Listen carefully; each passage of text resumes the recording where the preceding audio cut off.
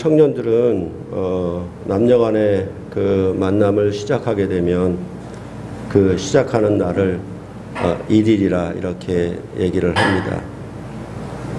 그 1일이라는 얘기는 처음 시작하는 첫날이라는 의미를 갖고 있죠. 그래서 정확하게 그 어떤 날들을 어떻게 뭐 기념하는지 저는 잘 모르겠지만은 대충 보면은 뭐 100일 뭐 기념을 한다든가 아니면 뭐 200일 기념을 한다든가 이런 방식으로 그 연애 기간에 여러 가지 뭐 이벤트나 뭐 좋은 만남을 이어가는 것을 볼 수 있습니다. 근데 그런 모든 것이 뭐냐면 만나기로 시작한 날 그 1일을 기점으로 해서 100일을 세고 또 1일을 기점으로 해서 200일을 세고 그렇게 해서 항상 100일째 되는 날 아니면 뭐 200일째 되는 날 그들은 뭘 생각하냐면 우리의 만남이 1일에 시작됐다라는 것을 계속 기억하고 하는 것입니다. 이런 우리의 만남의 의미도 이렇게 1일이 있는 것처럼 또한 우리가 설날이라 그러고 신년이라 그러고 신정이라 그럴 때 그런 날은 전부 정월 초하루로서 해의 시작, 새로운 해가 시작된다는 의미를 얘기할 때 우리는 초하루, 1일 이런 개념을 쓰고 있습니다. 이것은 무언가 시작을 알리는 그런 표시가 그 날짜로 되는 것을 우리로 알게 하는 것입니다. 오늘 본문에서 성막이 완공되는 그런 날에 대하여서도 출애굽기에서는 이 40장 17절에 있는 것처럼 둘째 해 첫째 달 곧 그 달 초하루에 성막을 세우니라 이렇게 말을 하고 있습니다. 첫째 달 곧 그 달 초하루에 성막을 세웠다라고 하는 의미가 그냥 어느 날 그 성막을 세웠거니라고 생각하면 좀 그 의미를 바르게 되새기지 못한다라고 할 수 있겠습니다. 이 성막을 세우는 것이 초하루다라고 얘기를 하고 있고 그 다음에 둘째 해의 첫째 달이라고 얘기를 하고 있습니다. 그러니까 둘째 해는 두 번째인데 첫째 달이고 초하루라고 그러니까 말씀드린 것처럼 1월 1일 우리가 아는 설날의 개념처럼 그렇게 성막을 세웠다라고 얘기를 하고 있습니다. 이 성막을 세웠다라고 하는 것이 그 정월 초하루다 이렇게 얘기가 되면은 그것은 나름대로 새로운 시작을 알리는 그런 의미가 되는 것입니다. 그러니까 성막을 완공했는데 이제 성막을 짓는 것을 끝냈는데 그 끝내는 날은 사실은 마지막 날이 아니라 정월 초하루다 이렇게 말을 하고 있습니다. 성경은 이러한 방식을 잘 쓰고 있어요. 뭐냐 하면 끝이 곧 새로운 시작이다 이렇게 표현을 자주 하는 것을 볼 수가 있습니다. 그러니까 끝은 끝이 아니고 끝을 통해서 새로운 시작을 가져오는 그런 패턴이 성경에 나타나 있습니다. 그래서 그 완성이라고 하는 것은 모든 일을 마감 짓고 끝냈다는 의미가 아니라 그 완성이라고 하는 것은 새로운 뭔가 시작된다라고 하는 의미를 갖고 있는 것입니다. 이것은 우리가 지금 살고 있는 현재의 삶 속에서도 역시 마찬가지입니다. 고등학교를 졸업하면은 유치원 때부터 시작한 그런 모든 그 과정들을 마친 것이 되죠. 완성한 것이 되는 겁니다. 그런데 대학교에 새로 입학을 하게 되면 새로운 시작을 알리는 것이 되지요. 그러니까 고등학교 졸업은 곧 대학생으로서의 시작 이런 의미를 갖게 되는 것입니다.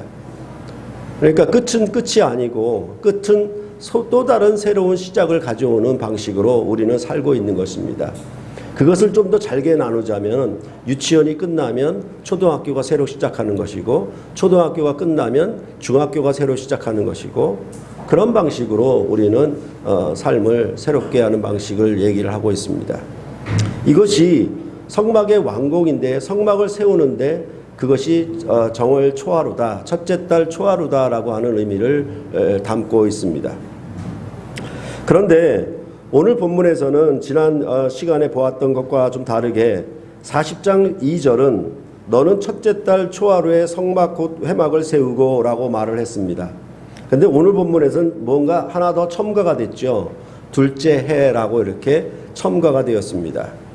이 둘째 해는 어디로부터 시작한 두 번째 해인가 라고 생각한다면 이것은 바로 유월절을 가리키는 것입니다. 유월절에 이스라엘 백성이 나온 그 날 이후로부터 2년이 걸려서 지금 시내산 광야에 이르고 성막을 세우는 데 있어서 2년 시간이 걸렸다라는 얘기를 하고 있는 것입니다. 이렇게 첫째 달 곧 그 달 초하루에 이런 표현들은 사실은 유월절에 잘 나타나 있습니다. 출애굽기 12장을 한번 보시겠습니다. 출애굽기 12장을 보시면 12장 2절입니다.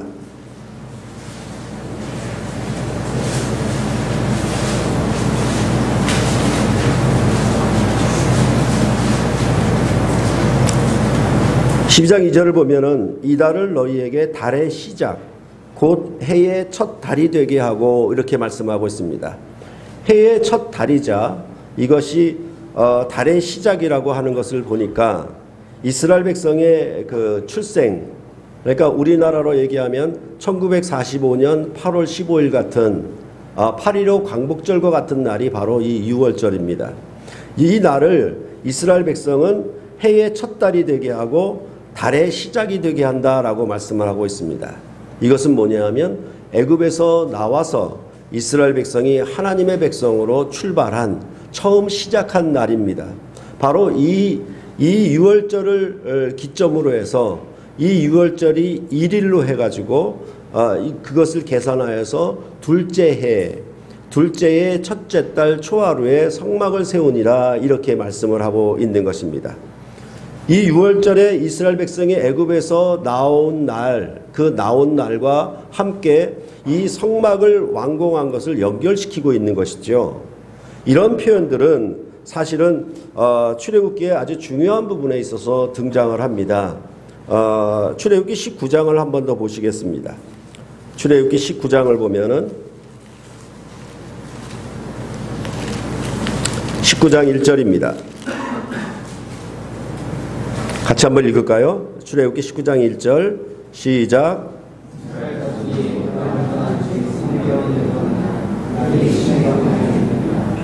지금 이스라엘 백성이 애굽에서 유월절에 나와서 홍해를 건너 시내산에 이르는 그 시간을 세는데 3개월이 되었다라고 하는 것이죠. 근데 어떻게 세냐면 애굽에서 떠난 지 이렇게 얘기를 하고 있습니다. 즉 유월절에 이스라엘 백성이 애굽에서 나온 지 3개월이 걸려서 지금 시내산이 있는 광야에 이르렀다라고 말씀을 하고 있는 것입니다. 이렇게 그 날짜를 세는 방식이 아무 때나 나타나는 것이 아니라 아주 중요한 기점에 출애굽기는 이렇게 애굽에서 떠난 날, 애굽에서 나오기 시작한 날을 세고 있는 것입니다. 이런 표현들은 매우 중요한 의미를 갖고 있어요. 뭐냐 하면 제가 출애굽기나 마가복음이나 왕권과 언약과 성전에 이런 세 가지 구성 요소를 가지고 하나님 나라의 시작을 알리는 것이다. 출애굽기는 옛 하나님 나라의 시작이고 마가복음은 새로운 하나님의 나라의 시작이다 라고 말씀을 드렸습니다. 그럴 때 출애굽기에서 이 유월절을 세는 방식은 뭐냐 하면 이 유월절에 애굽에게 여호와 하나님이 강한 권세로 10가지 재앙 중 마지막 가장 강력한 재앙을 애굽 백성에게 내려서 애굽 바로왕으로 항복하게 하고 이스라엘 백성을 내어준 날이에요. 그러니까 이 10가지 재앙 중에서 온 이집트 땅을, 애굽 땅을 초토화시켰는데 그 초토화시키는 것 가운데 가장 큰 권세가 뭐냐 하면 유월절에 애굽에 있는 모든 처음 난 것들, 가축이든지 사람이든지 처음 난 것들을 완전히 죽이는 그런 놀라운 권세가 나타났거든요. 이것은 바로 바로의 바로 왕의 그 당시 지금으로 말하면 미국과 같은 세계의 가장 큰 제국이었고 그 왕의 나라였는데 그 바로 왕과 애굽을 꺾은 여호와 하나님의 왕적인 권세가 드러나는 날이 바로 유월절이라고 할 수 있습니다. 이런 왕의 권세가 가장 지대하게 크게 나타난 날을 유월절이라고, 그 날에 바로 이 이스라엘 백성은 시작의 날, 이스라엘 백성이 애굽으로부터 나온 그런 첫날이라고 그렇게 삼은 것입니다. 근데 이렇게 애굽을 떠난 것을 헤아리는데, 만약에 우리가 그 홍해를 건넜다 그러면 홍해를 건너고 나서 우리는 애굽에 나와서 이 엄청난 바다를 가르고 홍해를 건넜으니 이 홍해 사건을 가지고 애굽에서 떠난 지 이렇게 1개월 만에 아니면 며칠 만에 이렇게 헤아려야 될 텐데 그게는 헤아리질 않아요. 어디서 헤아리냐면 아까 읽으신 것처럼 19장 1절에서 다시 애굽에서 떠난 지 3개월이 되는, 이렇게 헤아리고 있습니다. 이렇게 하는 의미는 굉장히 중요한 의미가 있죠. 즉 그 출애굽기가 가지고 있는 그 구성을 보게 되면 바로 이 19장부터 24장까지가 언약에 관한 내용이에요.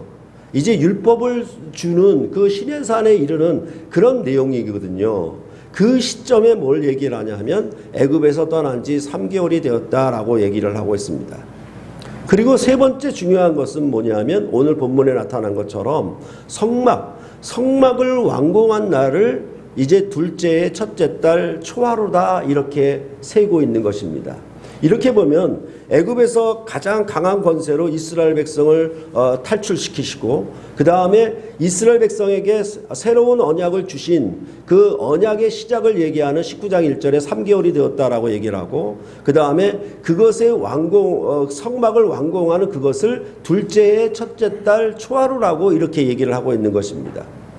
이것이 전체적으로 뭐냐 하면 이 이스라엘의 하나님 나라의 시작은 유월절로부터 기원했다라는 것을 분명히 밝히고 있고, 또한 이스라엘 백성에게 언약을 주어져서 이스라엘 백성이 하나님의 교훈과 하나님의 말씀으로 사는 새로운 백성으로 하나님과 언약을 맺는 그 백성으로 새롭게 되는 것이죠.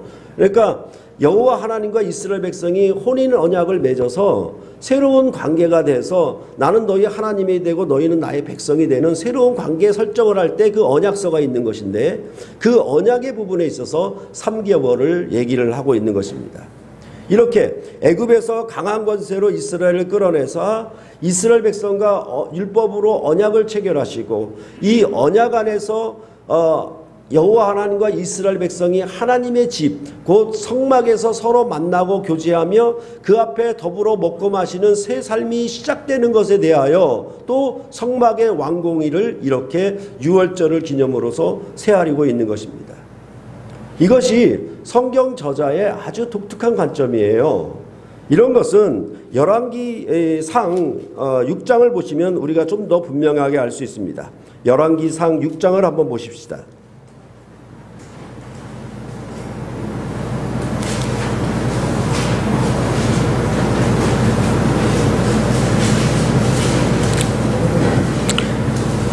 (1절을) 같이 한번 읽어보도록 하겠습니다. 이스라엘 자손이 애굽 땅에서 나온 지 480년이요 솔로몬이 이스라엘 왕이 된 지 4년 12월 곧 둘째 달에 솔로몬이 여호와를 위하여 성전 건축하기를 시작하였더라 라고 말씀하고 있습니다. 그러니까 이제 시내 광야에서 시내산에서 성막을 만들었던 일이 이제 솔로몬 성전으로 완성이 되는데 그 솔로몬 성전 건축을 시작하는 것을 어떻게 세고 있냐면 여기 말하는 것처럼 이스라엘 자손이 애굽 땅에서 나온 지 480년이요 이렇게 세고 있는 것입니다. 그러니까 그냥 성전을 멋있고 화려하게 웅장하게 지었다라고 말하는 것이 아니라 이 성전 건축을 시작한 것이 바로 뭐냐 하면 저 유월절로부터 480년 즉 애굽에서 떠나온 지 480년째에 바로 이 성전 건축이 시작되었다라고 중요하게 얘기를 하고 있는 것입니다. 480년이라는 기간을 솔로몬 성전 건축을 하면서 그것을 일부러 세워서 이 성전 건축은 이스라엘 백성이 애굽에서 나온 유월절과 관계가 있는 성전 건축이라고 이 열왕기상은 우리에게 얘기를 하고 있는 것입니다. 그러니까 이런 의미들은 뭐냐면 그 성전 건축이라는 것이 그냥 우리가 교회 건물을 짓듯이 그냥 건물을 지었다.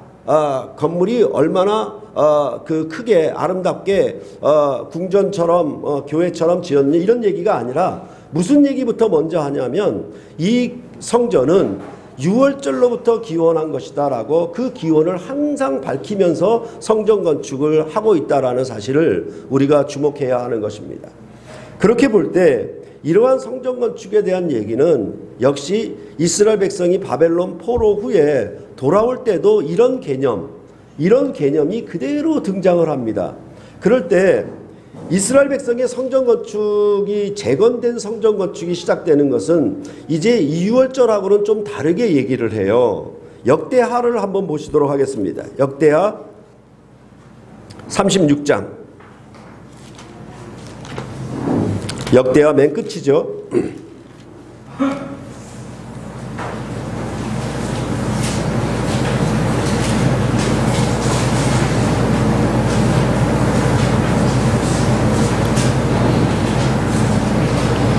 역대하 36장 22절과 23절입니다. 여기는 한번 같이 읽도록 하겠습니다. 역대하 36장 22절 23절. 바사의 고레스 왕 원년에 여호와께서 예레미야의 입으로 하신 말씀을 이루시려고 여호와께서 바사의 고레스 왕의 마음을 감동시키심에 그가 온 나라에 공포도 하고 조소도 내려 이르되 바사 왕 고레스가 이같이 말하노니 하늘의 신 여호와께서 세상 만국을 내게 주셨고 나에게 명령하여 유다 예루살렘에 성전을 건축하라 하셨나니 너희 중에 그의 백성된 자는 다 올라갈지어다. 너희 하나님 여호와께서 함께 하시기를 원하노라 하였더라. 이렇게 말씀을 하고 있습니다. 이제 이스라엘 백성이 바벨론에서 돌아와서 재건된 성전을 예루살렘에 건축하는데 그거의 기원되는 날을 뭐라고 얘기하냐면 고레스 원년이라고. 페르시아 왕 고레스가 그 나라의 통치를 시작한 그 원년에 바로 예루살렘의 재건된 성전 건축이 명령되었다. 그런 조서를 내려서 이 성전 건축을 시작되었다라고 그렇게 얘기를 하고 있는 것입니다. 그러니까 이 성전 건축이라고 하는 의미들은 항상 어떤 의미를 갖냐면 어디로부터 기원인가 이런 얘기를 꼭 갖고 있는 것입니다. 그냥 1948년 아니면 1999년 막 이런 방식으로 얘기하는 게 아니라 뭐냐 하면 항상 원년을 기록하면서 이 성전 건축을 얘기하는 것이 성경 저자들의 아주 독특한 관점입니다. 그렇게 볼 때 우리가 그 예수님께서 그 마지막 유월절 만찬을 하시는 거 하고 그 다음에 유월절 만찬이 끝나신 다음에 그가 고난과 죽음과 부활의 그 길을 가시죠. 십자가의 길을 가시는 내용이 있고 그 다음에 안식 후 첫날 부활하시는 그런 내용이 바로 마가복음에 기록되고 있는 거예요. 그럴 때 이 14장 마가복음 14장부터 기록되고 있는 게 뭐냐면 유월절 곧 무교절이 이른 때에 이렇게 얘기를 하면서 그 유월절 만찬을 얘기를 해요. 이 유월절 만찬을 얘기하면서 새로운 언약 식사를 하시는데 이 언약 식사를 하는 그 식탁 공동체 거기서 더불어 먹고 마시는 새로운 식탁 공동체가 유월절을 기원을 해서 출발했음을 알리고 있고 예수님이 고난과 죽음과 부활의 그런 길을 가신 것은 이 고난과 죽음과 부활은 그냥 예수님이 이런 일을 행하셨다. 이렇게 고난당하시고 이렇게 죽으시고 이렇게 부활하셨다는 얘기가 아니라 고난과 죽음과 부활을 복음서에서는 3번에 걸쳐서 순환에 대한 가르침으로 가르치고 있죠. 이 가르침은 무슨 가르침이냐면 그냥 선생님이 학생에게 가르쳤다는 의미가 아니라 여기 가르침이라고 하는 것은 언약 공동체에게 마치 아버지가 아들에게 주시는 그런 교훈을 얘기를 할 때 가르침을 얘기를 하고 있거든요. 그것은 뭐냐 하면 이스라엘 백성에게 토라, 곧 율법을 주셨는데 토라의 어원이 뭐냐 하면 가르치다는 거예요. 누구를 가르쳤냐면 자기 언약 공동체에게 가르친 것이죠. 그 가르친 것을 다시 마가복음에서는 가르치기를 비로소 시작하셨다라고 얘기를 했고, 그 세 번의 가르침을 얘기를 한 것이 어디에 나와 있냐면 지금 예수님이 그 가르친 대로 고난과 죽음과 부활의 길을 가시는데, 이게 뭐냐 하면 결국은 성전 건축에 대한 얘기고, 이것은 뭐냐 하면 언약에 대한 내용이죠. 예수님의 가르침이 내용이죠. 그러니까 유월절 만찬이 있고 그 다음에 예수의 죽음과 고난과 부활이 이 언약의 얘기가 있고, 그 다음에 뭐냐면 안식 후 첫날 이렇게 되는 이런 패턴을 갖고 있다는 거예요. 그것은 뭐냐 하면 아까 말씀드린 것처럼 이 출애굽기가 가지고 있는 아주 독특한 특징이 뭐냐 하면 그 날짜를 헤아리는 데 있어서 유월절의 날짜를 헤아렸고, 언약서가 시작되는 19장 1절에서 날짜를 헤아렸고, 그 다음에 성막이 완공되는 날에 날짜를 헤아렸다는 것이죠.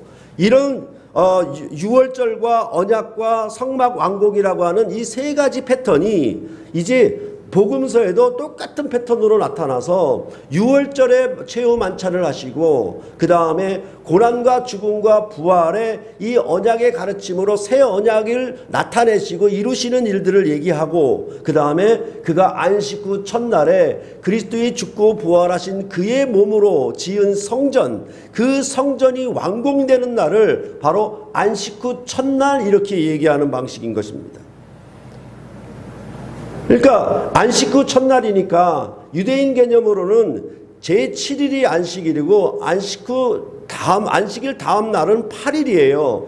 8일인데도 불구하고 한결같이 복음서 저자들이 안식 후 첫날이라고 얘기하는 것은 이처럼 이 유월절을 달의 시작 그렇게 했던 것처럼 성막을 세울 때도 둘째의 첫째 달 초하루에 이렇게 얘기하는 방식을 따라서 안식 후 첫날에 이렇게 얘기하는 방식이에요. 그러니까 이러한 그 일정한 출애굽기의 패턴 자체가 복음서 안에 그 부분 안에서도 충분히 재현되고 있는 것이죠.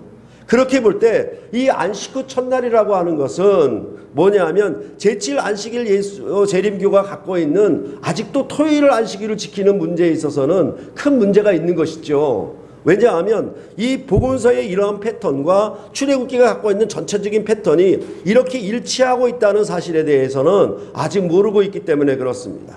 그렇기 때문에 당연히 교회는 안식 후 첫날 곧 토요일 다음 날인 주일에 바로 주님의 죽고 부활하심으로 그의 몸이 바로 손으로 짓지 않는 성전으로 완공된 날이기 때문에 이 완공된 날을 기점으로 해서 교회는 새로운 출발을 알리게 되는 것으로 그렇게 말을 하고 있는 것입니다. 그러므로 당연히 로마 시대 때에 태양을 숭배함으로 태양일을, 그러니까 우리가 썬데이니까 태양일이잖아요. 그렇지 않습니까? 그러니까 한문으로도 이 날일자가 해를 가리키는 거 아닙니까?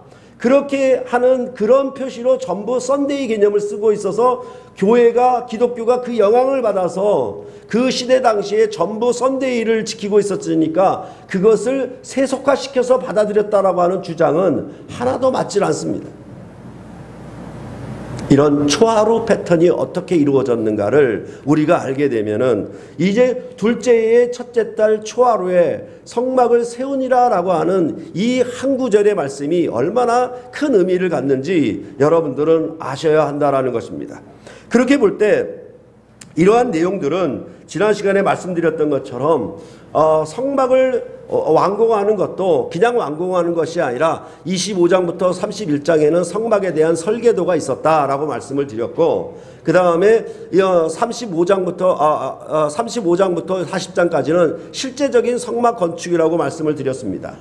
그 가운데서 성막 건축이 어떻게 진행되냐면 이제 각자가 성막의 모든 기구들을 만들어서 모세에게 놓고 모세가 그것을 검사하는 중간 검사를 한다라고 말씀을 드렸어요. 그래서 지난 시간에는 성막의 모든 기구와 제사장에게 기름을 바른 얘기를 했습니다. 그래야만 그것이 거룩하게 되어서 비로소 이 성막의 기능과 제사장으로서의 직분의 역할을 행할 수 있는 것이라고 말씀을 드렸습니다. 그때 이제 지난 시간에는 이 준공식과 개통 이런 부분들에 있어서 경부고속도로를 건설하게 되면 물론 건설 노동자들이 고속도로를 다 닦아놨겠지요. 닦아놨는데 그냥 닦아놨는 것을 끝난 것이 아니라 거기에 대한 준공검사가 이루어지겠지요. 모든 건물을 하나 지어도 마찬가지입니다. 그런 다음에 뭐냐 하면 대통령이 그 준공 테이프를 끊음으로 말미암아 개통식을 하게 되죠. 그 개통식을 하는 내용으로 말미암아 비로소 이제 경부고속도로는 모든 국민이 다 사용하게 되는 것이죠. 그게 바로 준공 테이프를 끊는 것이 마치 기름 부은 것과 같다라고 말씀을 드렸습니다. 그래서 오순절에 성령이 강림함으로 교회가 성령의 부으심, 성령을 부으심, 성령의 기름 부으심 이렇게 말을 하므로 예수님이 죽고 부활하셨다 하더라도 그의 몸으로 성막이 완공됐다 하더라도 사실은 뭐냐 하면 성령이 임하심으로 기름 부어야 제대로 교회가 시작되고 출생하는 것이라고 말씀을 드렸습니다.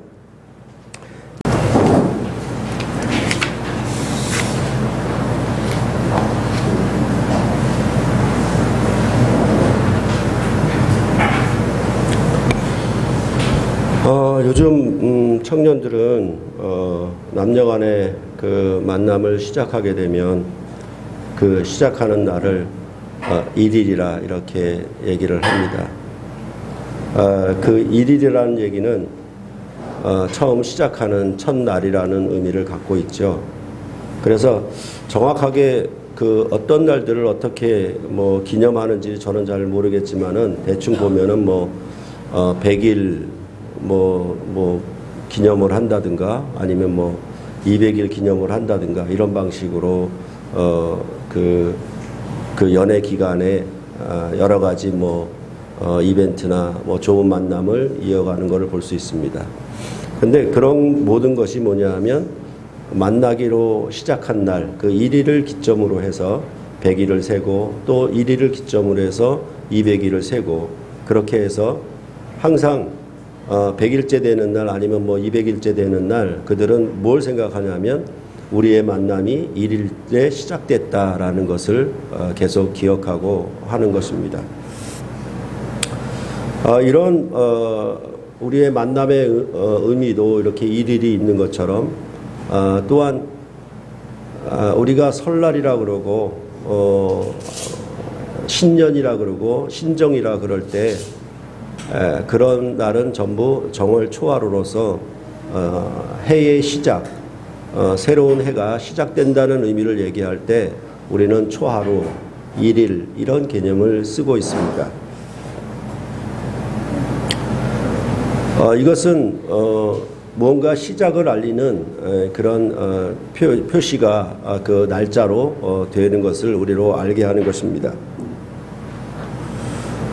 오늘 본문에서 성막이 완공되는 그런 날에 대하여서도 출애굽기에서는 이 40장 17절에 있는 것처럼 둘째 해 첫째 달 곧 그 달 초하루에 성막을 세우니라 이렇게 말을 하고 있습니다. 첫째 달 곧 그 달 초하루에 성막을 세웠다라고 하는 의미가 그냥 어느 날 그 성막을 세웠거니라고 생각하면 좀 그 의미를 바르게 되새기지 못한다라고 할 수 있겠습니다. 이 성막을 세우는 것이 초하루다라고 얘기를 하고 있고 그 다음에 둘째 해의 첫째 달이라고 얘기를 하고 있습니다.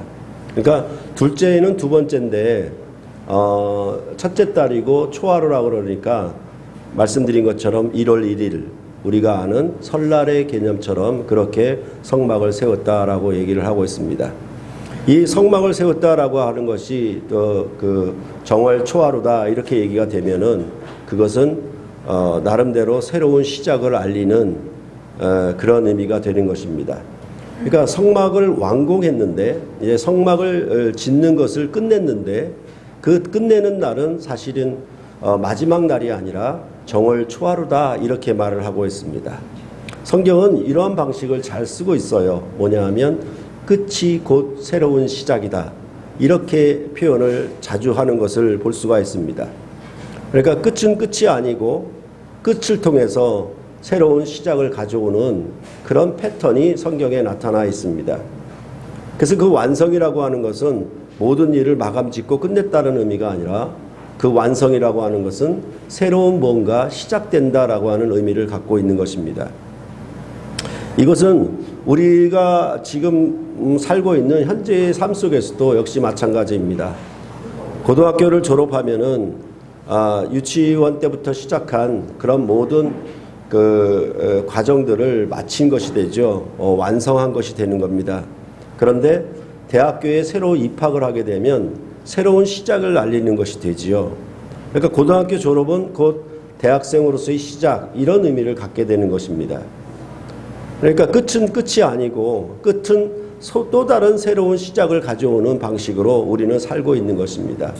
그것을 좀 더 잘게 나누자면 유치원이 끝나면 초등학교가 새로 시작하는 것이고 초등학교가 끝나면 중학교가 새로 시작하는 것이고 그런 방식으로 우리는 삶을 새롭게 하는 방식을 얘기를 하고 있습니다. 이것이 성막의 완공인데 성막을 세우는데 그것이 정월 초하루다, 첫째 달 초하루다라고 하는 의미를 담고 있습니다. 그런데 오늘 본문에서는 지난 시간에 보았던 것과 좀 다르게 40장 2절은 너는 첫째 달 초하루에 성막 곧 회막을 세우고 라고 말을 했습니다. 그런데 오늘 본문에서는 뭔가 하나 더 첨가가 됐죠. 둘째 해라고 이렇게 첨가가 되었습니다. 이 둘째 해는 어디로부터 시작한 두 번째 해인가 라고 생각한다면 이것은 바로 유월절을 가리키는 것입니다. 유월절에 이스라엘 백성이 나온 그 날 이후로부터 2년이 걸려서 지금 시내산 광야에 이르고 성막을 세우는 데 있어서 2년 시간이 걸렸다라는 얘기를 하고 있는 것입니다. 이렇게 첫째 달 곧 그 달 초하루에 이런 표현들은 사실은 유월절에 잘 나타나 있습니다. 출애굽기 12장을 한번 보시겠습니다. 출애굽기 12장을 보시면 12장 2절입니다.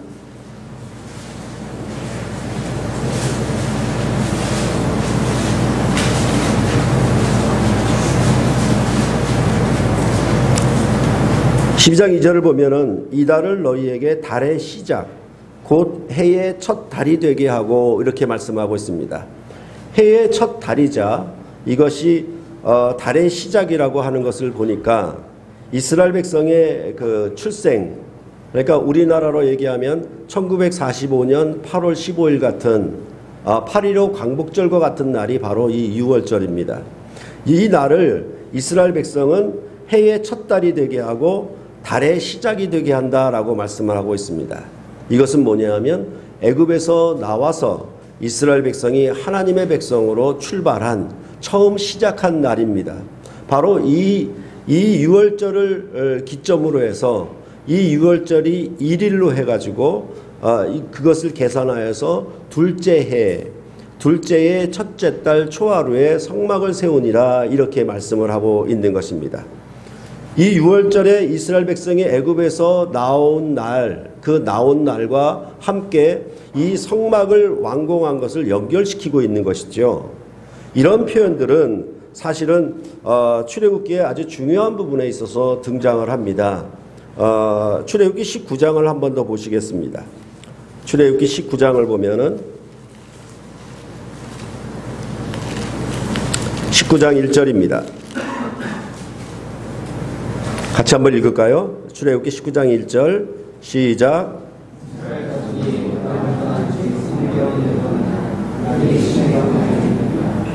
지금 이스라엘 백성이 애굽에서 유월절에 나와서 홍해를 건너 시내산에 이르는 그 시간을 세는데 3개월이 되었다라고 하는 것이죠. 근데 어떻게 세냐면 애굽에서 떠난 지 이렇게 얘기를 하고 있습니다.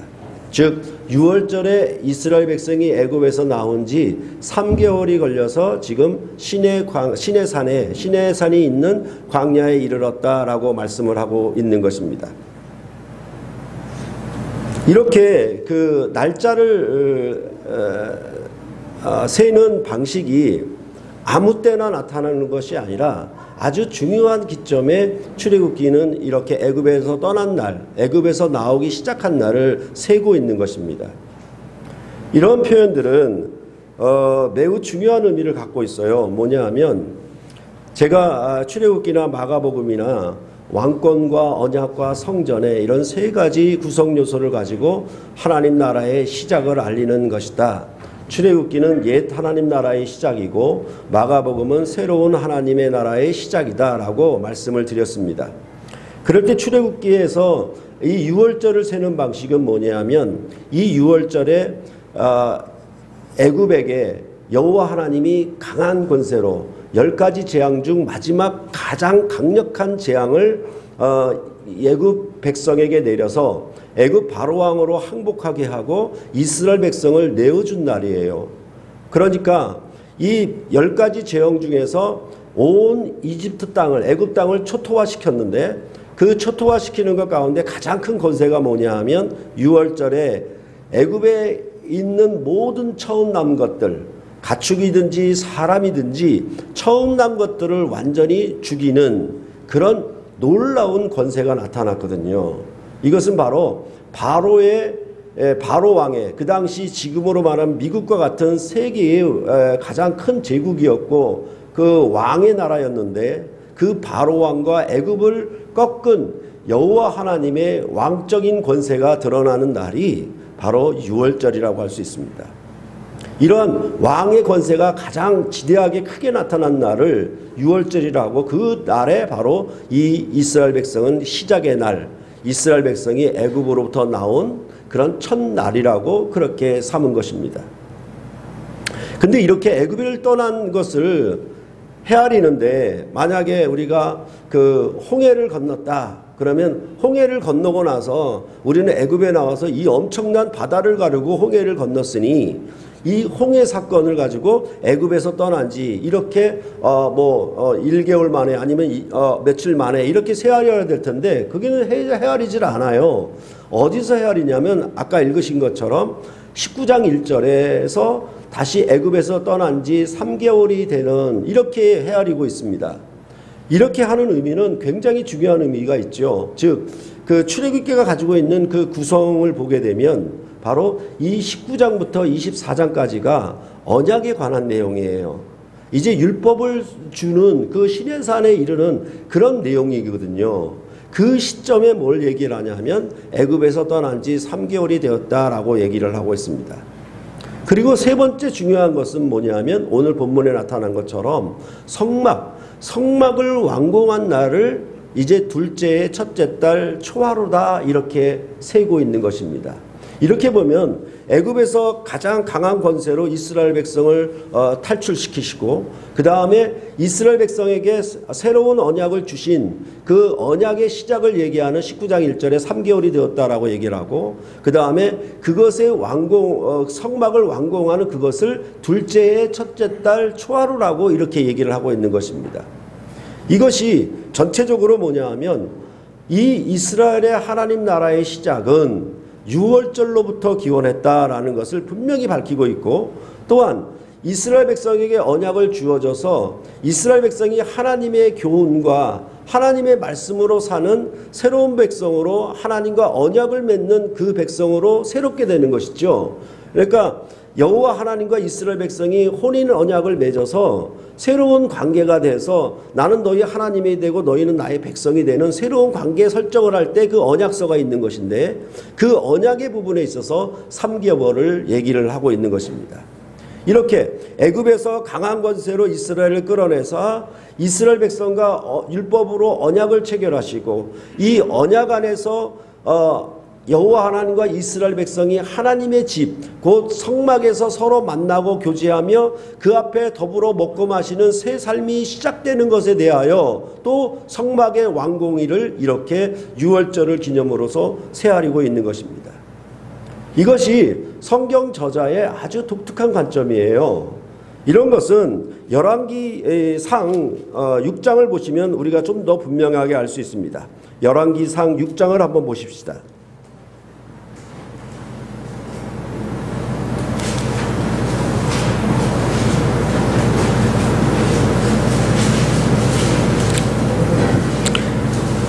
(1절을) 같이 한번 읽어보도록 하겠습니다. 이스라엘 자손이 애굽 땅에서 나온 지 480년이요 솔로몬이 이스라엘 왕이 된 지 4년 12월 곧 둘째 달에 솔로몬이 여호와를 위하여 성전 건축하기를 시작하였더라 라고 말씀하고 있습니다. 그러니까 이제 시내 광야에서 시내산에서 성막을 만들었던 일이 이제 솔로몬 성전으로 완성이 되는데, 그 솔로몬 성전 건축을 시작하는 것을 어떻게 세고 있냐면, 여기 말하는 것처럼 이스라엘 자손이 애굽 땅에서 나온 지 480년이요 이렇게 세고 있는 것입니다. 그러니까 그냥 성전을 멋있고 화려하게 웅장하게 지었다라고 말하는 것이 아니라, 이 성전 건축을 시작한 것이 바로 뭐냐 하면 저 6월절로부터 480년, 즉 애굽에서 떠나온 지 480년째에 바로 이 성전 건축이 시작되었다라고 중요하게 얘기를 하고 있는 것입니다. 480년이라는 기간을 솔로몬 성전 건축을 하면서 그것을 일부러 세워서, 이 성전 건축은 이스라엘 백성이 애굽에서 나온 6월절과 관계가 있는 성전 건축이라고 이 열왕기상은 우리에게 얘기를 하고 있는 것입니다. 그러니까 이런 의미들은 뭐냐면, 그 성전 건축이라는 것이 그냥 우리가 교회 건물을 짓듯이 그냥 건물을 지었다, 건물이 얼마나 그 크게 아름답게 궁전처럼 교회처럼 지었니, 이런 얘기가 아니라 무슨 얘기부터 먼저 하냐면, 이 성전은 6월절로부터 기원한 것이다 라고 그 기원을 항상 밝히면서 성전 건축을 하고 있다라는 사실을 우리가 주목해야 하는 것입니다. 그렇게 볼 때 이러한 성전 건축에 대한 얘기는 역시 이스라엘 백성이 바벨론 포로 후에 돌아올 때도 이런 개념이 그대로 등장을 합니다. 그럴 때 이스라엘 백성의 성전 건축이 재건된 성전 건축이 시작되는 것은 이제 2월절하고는 좀 다르게 얘기를 해요. 역대하를 한번 보시도록 하겠습니다. 역대하 36장. 역대하 맨 끝이죠.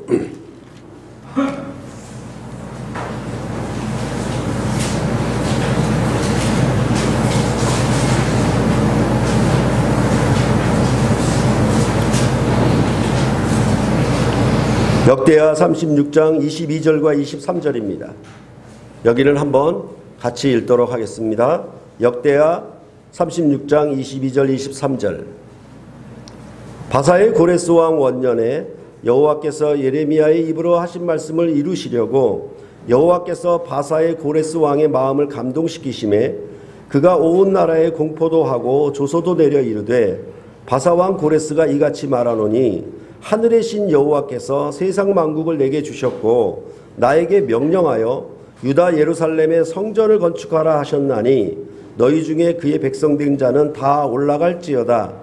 너희 하나님 여호와께서 함께 하시기를 원하노라 하였더라. 이렇게 말씀을 하고 있습니다. 이제 이스라엘 백성이 바벨론에서 돌아와서 재건된 성전을 예루살렘에 건축하는데, 그거에 기원되는 날은 뭐라고 얘기하냐면 고레스 원년이라고, 페르시아 왕 고레스가 그 나라의 통치를 시작한 그 원년에 바로 예루살렘의 재건된 성전 건축이 명령되었다, 그런 조서를 내려서 이 성전 건축을 시작되었다라고 그렇게 얘기를 하고 있는 것입니다.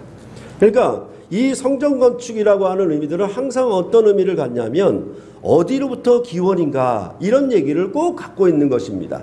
그냥 1948년 아니면 1999년 막 이런 방식으로 얘기하는 게 아니라 뭐냐 하면 항상 원년을 기록하면서 이 성전 건축을 얘기하는 것이 성경 저자들의 아주 독특한 관점입니다. 그렇게 볼 때 우리가 그 예수님께서 그 마지막 유월절 만찬을 하시는 거 하고 그 다음에 유월절 만찬이 끝나신 다음에 그가 고난과 죽음과 부활의 그 길을 가시죠. 십자가의 길을 가시는 내용이 있고 그 다음에 안식 후 첫날 부활하시는 그런 내용이 바로 마가복음에 기록되고 있는 거예요. 그럴 때 이 14장 마가복음 14장부터 기록되고 있는 게 뭐냐면 유월절 곧 무교절이 이른 때에 이렇게 얘기를 하면서 그 유월절 만찬을 얘기를 해요.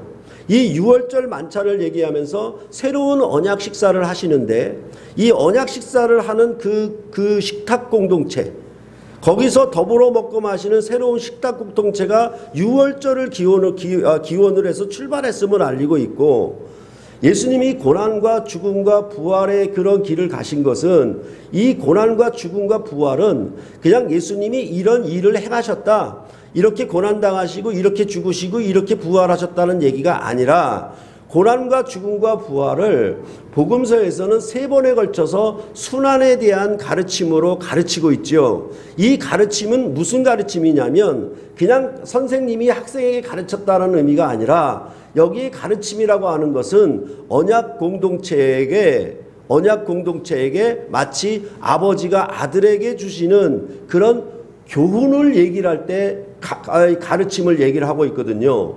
그것은 뭐냐 하면 이스라엘 백성에게 토라 곧 율법을 주셨는데 토라의 어원이 뭐냐 하면 가르치다는 거예요.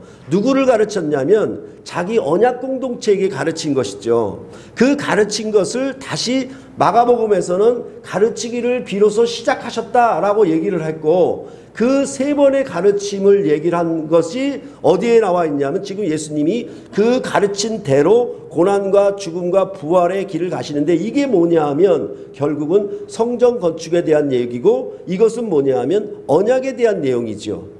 예수님의 가르침이 내용이죠. 그러니까 유월절 만찬이 있고 그 다음에 예수의 죽음과 고난과 부활이 이 언약의 얘기가 있고 그 다음에 뭐냐면 안식 후 첫날 이렇게 되는 이런 패턴을 갖고 있다는 거예요. 그것은 뭐냐 하면 아까 말씀드린 것처럼 이 출애굽기가 가지고 있는 아주 독특한 특징이 뭐냐 하면 그 날짜를 헤아리는 데 있어서 유월절의 날짜를 헤아렸고 언약서가 시작되는 19장 1절에서 날짜를 헤아렸고 그 다음에 성막이 완공되는 날에 날짜를 헤아렸다는 것이죠.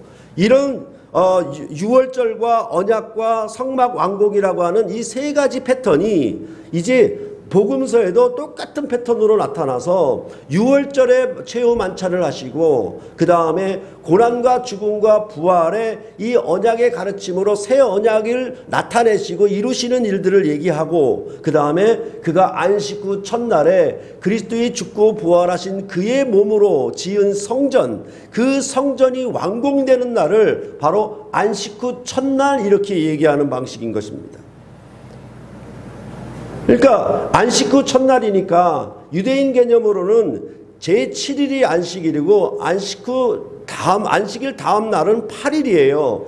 8일인데도 불구하고 한결같이 복음서 저자들이 안식 후 첫날이라고 얘기하는 것은 이처럼 이 유월절을 달의 시작 그렇게 했던 것처럼 성막을 세울 때도 둘째의 첫째 달 초하루에 이렇게 얘기하는 방식을 따라서 안식 후 첫날에 이렇게 얘기하는 방식이에요. 그러니까 이러한 그 일정한 출애굽기의 패턴 자체가 복음서 안에 그 부분 안에서도 충분히 재현되고 있는 것이죠. 그렇게 볼 때 이 안식 후 첫날이라고 하는 것은 뭐냐 하면 제7 안식일 예수 재림교가 갖고 있는 아직도 토요일 안식일을 지키는 문제에 있어서는 큰 문제가 있는 것이죠. 왜냐하면 이 복음서의 이러한 패턴과 출애굽기가 갖고 있는 전체적인 패턴이 이렇게 일치하고 있다는 사실에 대해서는 아직 모르고 있기 때문에 그렇습니다. 그렇기 때문에 당연히 교회는 안식 후 첫날 곧 토요일 다음 날인 주일에 바로 주님의 죽고 부활하심으로 그의 몸이 바로 손으로 짓지 않는 성전으로 완공된 날이기 때문에 이 완공된 날을 기점으로 해서 교회는 새로운 출발을 알리게 되는 것으로 그렇게 말을 하고 있는 것입니다. 그러므로 당연히 로마 시대 때에 태양을 숭배함으로 태양일을 그러니까 우리가 썬데이니까 태양일이잖아요. 그렇지 않습니까? 그러니까 한문으로도 이 날일자가 해를 가리키는 거 아닙니까? 그렇게 하는 그런 표시로 전부 썬데이 개념을 쓰고 있어서 교회가, 기독교가 그 영향을 받아서 그 시대 당시에 전부 썬데이를 지키고 있었으니까 그것을 세속화시켜서 받아들였다라고 하는 주장은 하나도 맞질 않습니다. 이런 초하루 패턴이 어떻게 이루어졌는가를 우리가 알게 되면은 이제 둘째의 첫째 달 초하루에 성막을 세우니라 라고 하는 이 한 구절의 말씀이 얼마나 큰 의미를 갖는지 여러분들은 아셔야 한다라는 것입니다. 그렇게 볼 때 이러한 내용들은 지난 시간에 말씀드렸던 것처럼 성막을 완공하는 것도 그냥 완공하는 것이 아니라 25장부터 31장에는 성막에 대한 설계도가 있었다라고 말씀을 드렸고, 그 다음에 35장부터 40장까지는 실제적인 성막 건축이라고 말씀을 드렸습니다. 그 가운데서 성막 건축이 어떻게 진행되냐면 이제 각자가 성막의 모든 기구들을 만들어서 모세에게 놓고 모세가 그것을 검사하는 중검검사를 한다라고 말씀을 드렸어요. 그래서 지난 시간에는 성막의 모든 기구와 제사장에게 기름을 바른 얘기를 했습니다. 그래야만 그것이 거룩하게 되어서 비로소 이 성막의 기능과 제사장으로서의 직분의 역할을 행할 수 있는 것이라고 말씀을 드렸습니다. 그때 이제 지난 시간에는 이 준공식과 개통 이런 부분들에 있어서 경부고속도로를 건설하게 되면 물론 건설 노동자들이 고속도로를 다 닦아놨겠지요. 닦아놨는데 그냥 닦아놨는 것을 끝난 것이 아니라 거기에 대한 준공검사가 이루어지겠지요. 모든 건물을 하나 지어도 마찬가지입니다.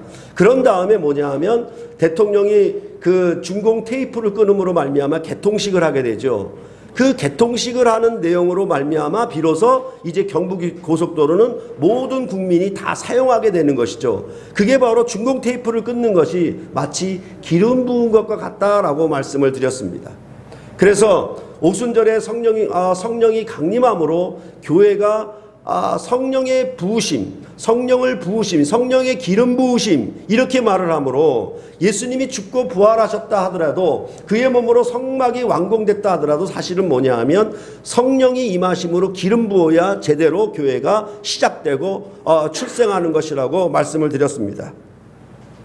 노 목사님하고 이제 식사를 하면서 얘기를 좀 해봤는데 앞에 있는 내용하고 뒤에 있는 내용을 저는 구분해서 얘기했는데 지난 시간에 한 기름 바른 내용하고 오늘 본문의 내용이 두 가지로 하나의 그 다른 절차를 얘기하는 것이 아니라 이 두 것이 하나로 보는 게 낫다라는 그런 노 목사님의 의견이 있었어요. 그래서 저도 이제 곰곰이 생각을 해보니까 그 기름을 붓고 그 다음에 여기에 세우고 이제 등잔불도 바뀌고 떡도 진설해 놓고 번제와 소제를 드림으로 성막이 이제 기능을 하고 있잖아요.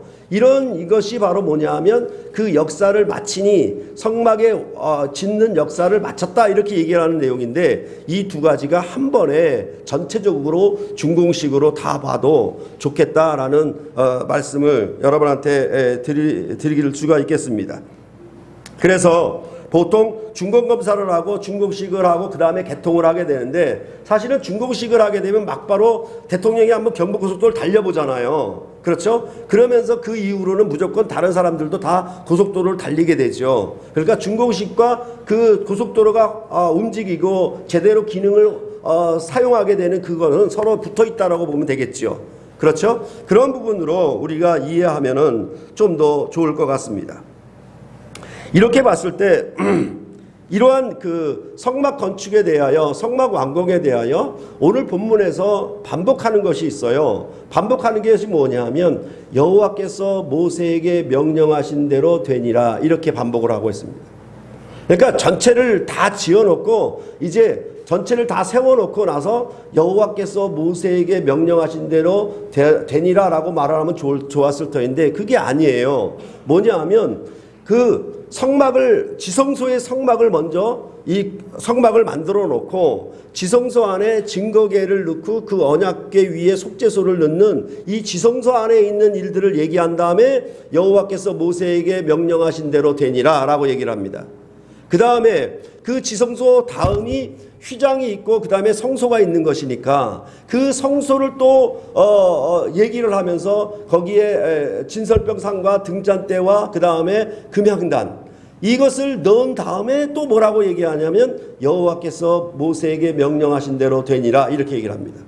그리고 그 다음에 그 성막을 나와서 지성소와 성소를 나와서 이제 뜰이잖아요. 뜰에 이제 번제단과 물두멍을 만들고 또 뭐라 그러냐면 여호와께서 모세에게 명령하신 대로 되니라 이렇게 얘기를 합니다. 그 다음에 이제 마지막에 성막에 울타리를 쳐야죠. 그 다음에 문을 달아야 되잖아요. 그렇죠? 이런 모든 울타리와 문을 단 다음에 여호와께서 모세에게 명령하신 대로 되니라. 그래 놓고는 이 모든 역사를 마치니라고 말을 하고 있습니다. 그러니까 우리 같으면 그냥 단순하게 한 번에 여호와께서 모세에게 명령하신 대로 되니라라고 하면 좋았을 터인데 그게 아니고 한 부분 한 부분을 계속 반복하면서 얘기를 하고 있습니다.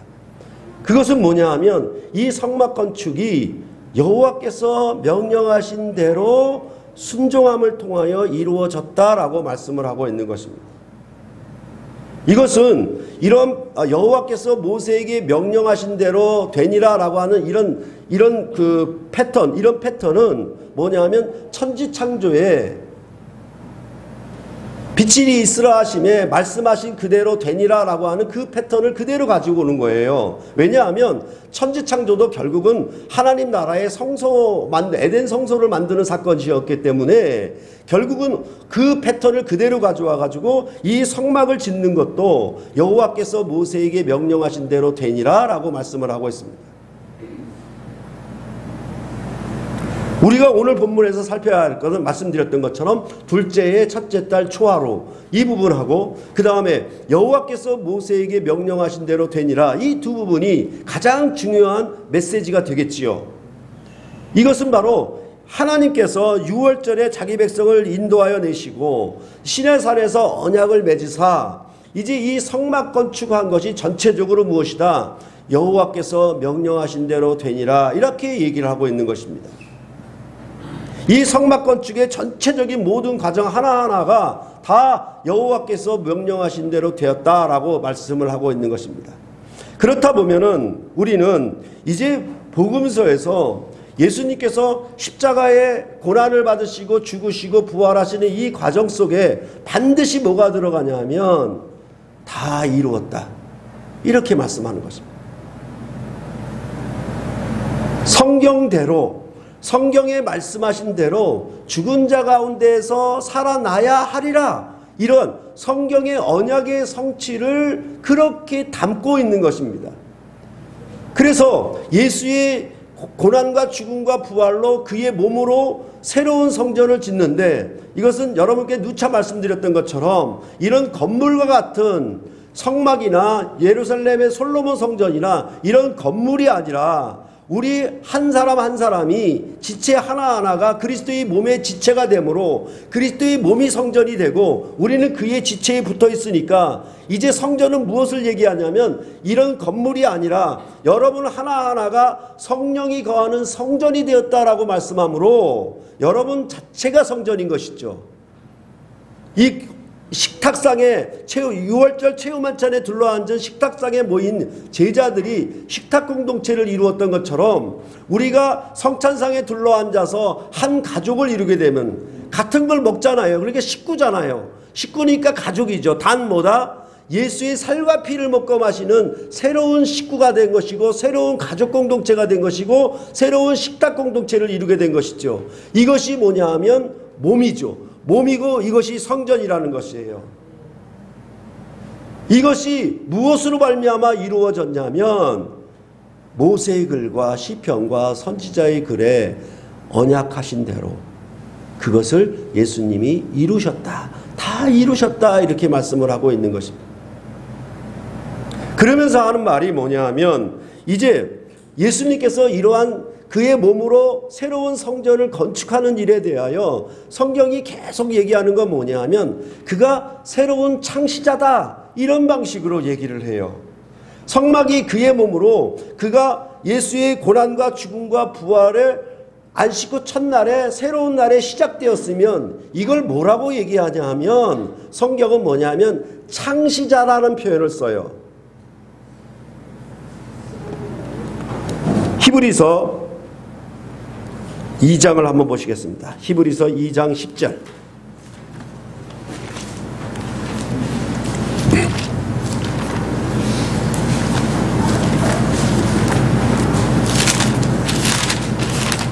히브리서 2장 10절입니다.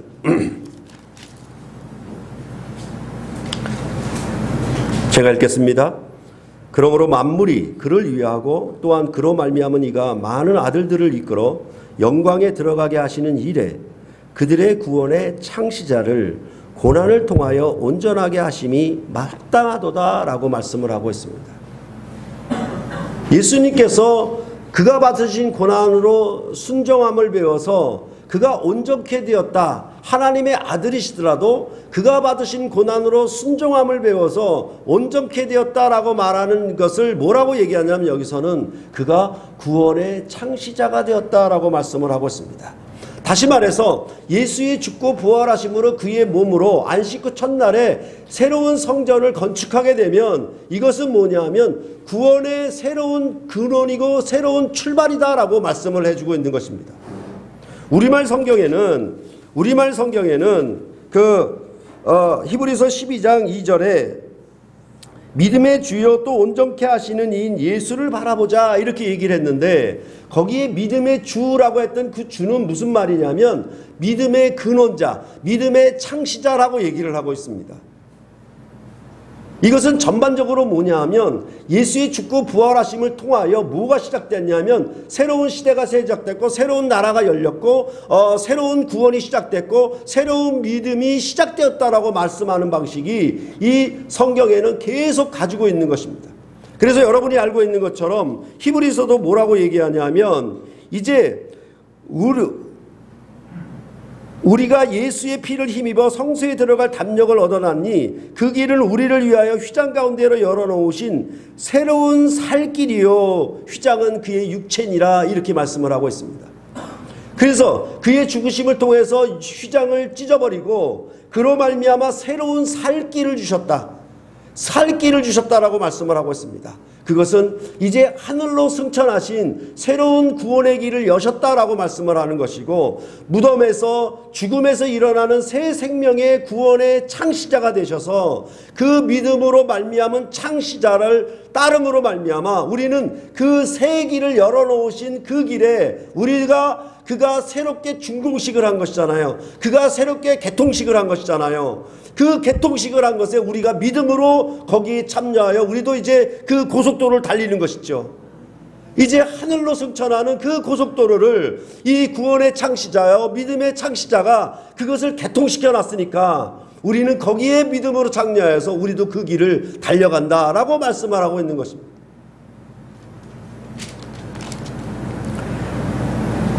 그것은 어떠한 시작이냐라고 얘기했을 때 이스라엘 백성은 휘장 가운데 이 천막으로 둘러싸진 가운데 캄캄한 어둠 가운데 하나님과 만나는 그런 교제였습니다.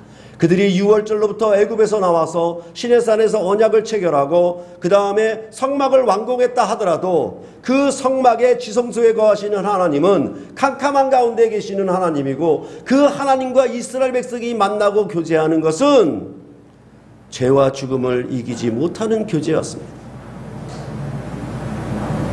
그들이 아무리 100% 완전한 번제를 드린다 하더라도 1년에 1차 대속제일에 완전한 제사를 드린다 하더라도 그들은 그들의 죄를 완전히 씻을 수가 없었습니다.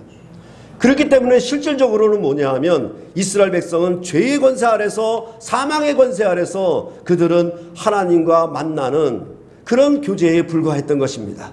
그러나 예수 그리스도께서 그의 죽고 부활하심을 통하여 휘장을 찢으심으로 이제 무덤에서 이 사흘 만에 일어난 새 생명의 교제, 그래서 안식 후 첫날에 이 무덤을 찾은 여인들에게 이 주님이 여기 계시지 않다고 갈릴리에 가서 너희를 만나리라고 하신 그 약속대로 갈릴리에 가면 배우리라고 그렇게 말씀을 하시는 것입니다. 그것은 뭐냐 하면 이제 예수님은 옛 백성 이스라엘이 옛 성전에서 교제하던 죄와 죽음의 권세를 벗지 못한 그런 그런 가운데의 교제를 끝내시고 이제는 그 무덤 속에서 만나는 교제가 아니라 갈릴리 산에서 새로운 부활의 영광으로 이 여인들을 대면하는 새 생명의 교제가 시작되었다라고 그렇게 복음서는 마지막을 결론을 그렇게 얘기를 하고 있는 것입니다. 그 성막의 왕국은 무엇이뇨? 이제 부활하신 주님과 대면하는 것이라고. 그래서 마가복음은 그 일에 대하여 유독 막달라 마리아를 거론하면서 7 귀신 들렸던 자라고 얘기를 하고 있는 것입니다. 부활하신 주님이 가장 처음에 만났던 자가 누구냐? 7 귀신 들렸던 막달라 마리아라고. 가장 비천한 자를, 가장 죄인이라고 여김을 받았던 자를 부활하신 주님의 영광으로 첫 대면한 그 일은 바로 주님이 부활하심으로 말미암아 그가 새 나라를, 즉 천국을 가져오셨는데 그 천국의 가장 중요한 관심 대상자가 누구냐면 7 귀신 들렸던 막달라 마리아라고 말씀을 하고 있는 것입니다. 그래서 그는 나는 의인을 부르러 온 것이 아니라 죄인을 부르러 왔다라고 말씀하시는 것처럼 이제 죄인을 살리는, 죄와 죽음의 권세에서 죄와 죽음의 권세로부터 일으키는, 그 길로부터 벗어나게 하는, 죄와 사망의 법에서 벗어나게 하는 그런 새로운 통치가 시작됨을 복음서는 한결같이 우리에게 알리고 있는 것입니다. 그것은 뭐냐 하면 예수 그리스도의 순종하심을 통하여, 또한 예언과 선지자들이 예언한 바를 성취하심을 통하여 이루셨다라고 말씀하고 있는 것입니다. 그가 하나님의 아들이시더라도 그가 받으신 고난으로 순종함을 배워서 온전케 된 이 일들은 그냥 예수님 혼자 잘했다라는 의미가 아니라 히브리서는 뭐라고 얘기하냐면 이제 교회가 엄청난 박해와 핍박을 받고 있는데 이 박해와 핍박을 모면하라고 침륜에 빠지거나 뒤로 물러가거나 아니면 언약을 배반하려고 하는 그런, 정말 그런 공동체에게 말씀을 하고 있는 것입니다. 예수님이 이렇게 죽기까지 복종하시고 하나님이 그의 아들에게 말씀하신 그 뜻을 다 이루도록까지 모든 고통과 수치와 모욕과 침뱉음과 죽음의 권세까지도 맛보신 이 모든 내용은 뭐냐 하면 약한 우리를 도우시려고, 죄와 사망의 권세에서 벗어나지 못한 우리를 돕기 위하여 그가 긍휼하심을 통하여 그가 죄와 사망의 몸에서 무덤의 권세에서 일어나셨다라고 말씀을 하고 있는 것입니다. 그 권세로 말미암아 이제 부활의 영광으로 말미암아 이제 하나님 아버지를 죽기까지 순종하신 그 아들의 영으로 교회에게 기름을 붓는 것입니다. 그렇기 때문에 이제 예수님이 돌아가시기 전에, 십자가에 죽기 전에 제자들은 다 부인하고 도망갔지만은 이제 새로운 성전이 건축되었고 새로운 구원의 창시자가 왔고 새로운 믿음의 창시자가 새로운 살 길을 열어놨기 때문에 이제 성령이 임하신 사도들은 한 명도 도망가지 않고 한 명도 예수를 부인하지 아니하고 베드로처럼 십자가를 거꾸로 지기까지 끝까지 예수님을 따라가는 순종의 삶들을 나타냈다라고 말씀을 하고 있는 것입니다. 그러므로 성령으로 기름 부은 교회가 교회로서 작동을 할 수가 있는 것이고, 성령의 기름 부음이 없이는, 성령 세례가 없이는, 성령 세례로 거듭남이 없이는 하나님의 사람도 아니고 하나님 나라에 들어갈 수 없다라고 말씀하신 것처럼 교회는 이 성령의 기름 부음을 통해서 어떤 영을 부음을 받냐면, 이전의 옛 성소는 여기 시내산의 성막은 여호와께서 모세에게 명령하신 대로 된 것이지만은 이제 주님의 몸으로 지은 성전은 하나님 아버지께서 아들에게 명령하신 대로 아들이 죄가 없으심에도 그 아버지의 뜻을 다 이루심으로 그 순종하신 그 아들의 영이 이제 교회에게 기름 부어지는 것이라고 그렇게 말씀을 하고 있는 것입니다. 그렇기 때문에 신약의 구원은 탁월한 것이고 이것은 새로운 살 길이고 이제 애굽에서 가나안 땅으로 가는 구원이 아니라 땅에서 하늘로의 새로운 구원이라고, 그것은 이렇게 신약 선서는 선포를 하고 있는 것입니다. 이것이 바로 교회의 출발입니다. 우리의 기원은, 이스라엘 백성의 성막의 기원은 유월절에 있었습니다. 그 유월절을 기반으로 하긴 하지만은 그것을 성취하사 우리의 기원은 안식 후 첫날에 있는 것입니다. 그가 무덤을 뚫고 일어나신, 죄와 사망의 권세를 벗어나 일어나신 그 생명의 날, 그 날이 바로 우리에게 기쁜 날이요, 최고의 영광의 날이요, 우리가 어떤 삶을 100일을 살든 200일을 기념하든 300일을 기념하든 그 모든 삶의 영광은 안식 후 첫날에 있는 것입니다. 옛 유월절을 완성하시고 그것을 성취하사 죽음에서 일어난 안식 후 첫날이 교회의 기원이 되는 것입니다. 그 기원으로 우리가 이렇게 모여서 주일에 주님의 성장 공동체로 주님의 식탁에서 주의 살과 피를 먹고 마시는 새 유월절 공동체를 여기서 구현함이 바로 여기가 하나님 나라다, 이렇게 우리는 선포를 하고 있는 것입니다.